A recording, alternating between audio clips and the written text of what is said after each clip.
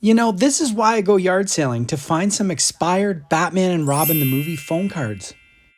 Back again for another weekend of yard selling, officially week 2 of the season. Today is a really good yard sale day. Where I live in Windsor, Ontario, there's a street called Chandler Road, and once a year, they have the Chandler Road yard sale, which means for about 5 blocks, the entire street is nothing but yard sales. I've always seemed to find really good stuff here, from Fisher Price Little People to action figures to video games, so hopefully today it's more of the same. Let's see what I can find. It's a little bit cold today. I don't know what's going on with this weather, but it's like 55 degrees where we live. But it's actually pretty nice out.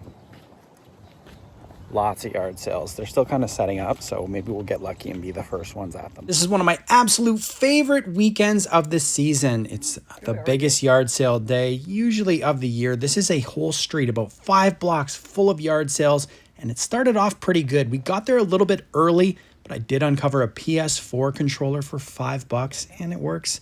And that Hero Quest board game. Now, the seller of the Hero Quest board game was telling me it was worth $200, and that is the danger of when you look at eBay asking prices versus eBay sold. Now it's worth about $60, and I paid $25, so I felt like I still did pretty good. Plus, I really want to play that game. Now, there was a lot of sales that had a lot of like newer stuff, so we didn't really start as hot as we wanted, but that all changed when we walked up to this yard sale. I don't know if this seller is a collector or a reseller or what, if they have a toy store or not, but they must have some sort of collectibles company, because they had a lot of great stuff, including some really cool vintage items like the Colonel Coin Bank from Kentucky Fried Chicken. They had some Pokemon cards, but nothing crazy. It was just a bulk lot in that Silver Tempest thing. This was neat, but didn't really have any value. It was some Pokemon CD games, I think. Don't really know much about them.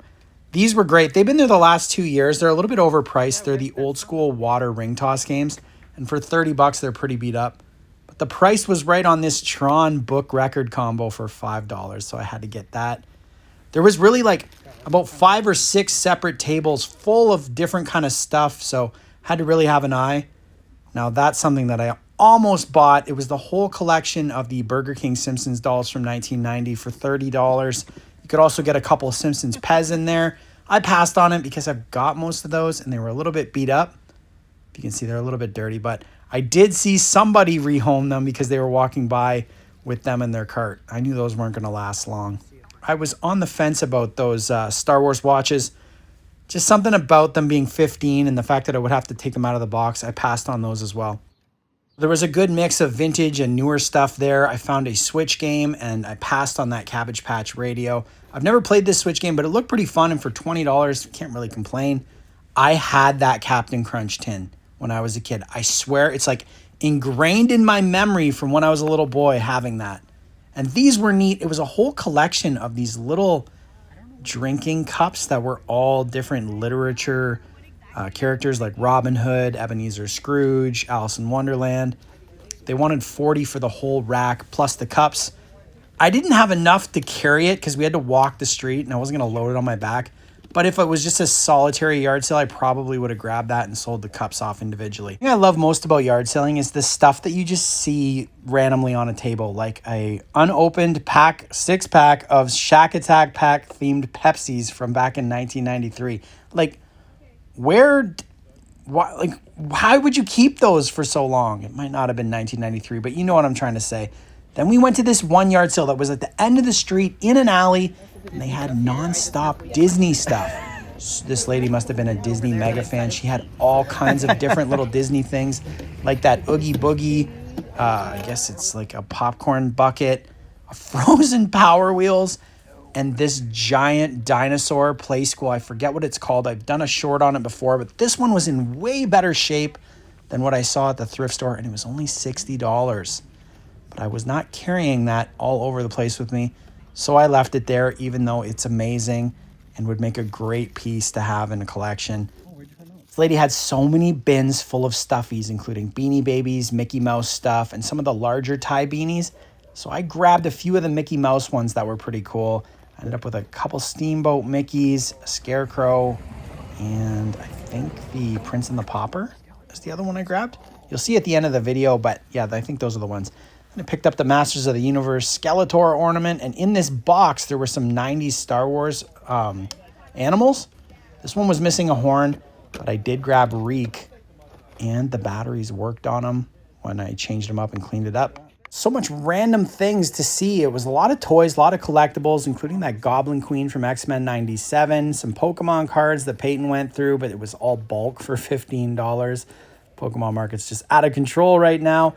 And there's just so many stuffed animals at these yard sales, but kind of put a little bit of a moratorium on buying stuffed animals unless they're Pokemon or brand new, because I have way too many and they're a giant space eater.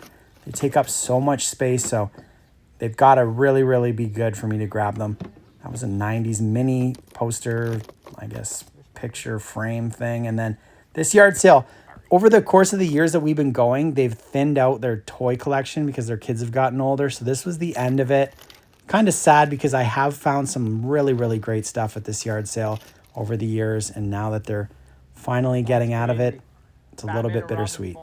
I did not buy those Batman and Robin phone cards, but how neat were those to see? After all these years, they still had them. Like, between the Pepsi bottles and the Batman and Robin phone cards, like, why? Why keep that? I did grab these 2 radios. They both work, and I'm a sucker for old tech, so those were not going to get past me for $5 a piece. Then I left the Chandler Road yard sale, hit up one more, and this was a street sale, another one. But they had all kinds of new stuff. Luckily, I did not have my daughters with me because they would have got me to buy every single one of those Pushins. I did find this Caboodles box from the 90s. That was a solid purchase. And they had Sheriff Woody and Bullseye, but unfortunately, Woody was missing his hat. These old school pennants, including some teams that no longer exist, like the Quebec Nordiques and the Hartford Whalers, they were $2 a piece. So I grabbed a couple of the rarer ones, and there was some other like random stuff that I took a look at. That was a good sale. Look at all this stuff.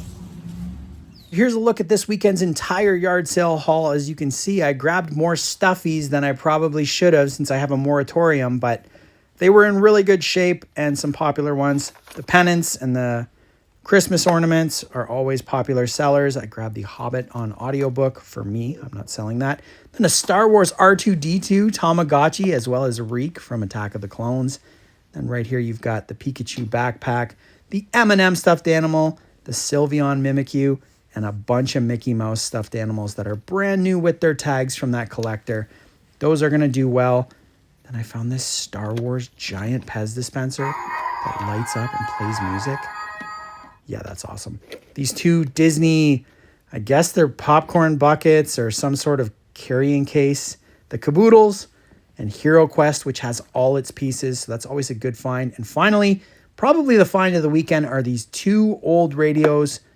This one is amazing. I think I'm going to keep it for my personal collection, the Sony one. And this one, the only real sad part is the tape deck doesn't work on this Toshiba. But all in all, can't complain with the price point being $5. I hope you enjoyed the video. Don't forget to hit that subscribe button to follow me on my yard sale adventures.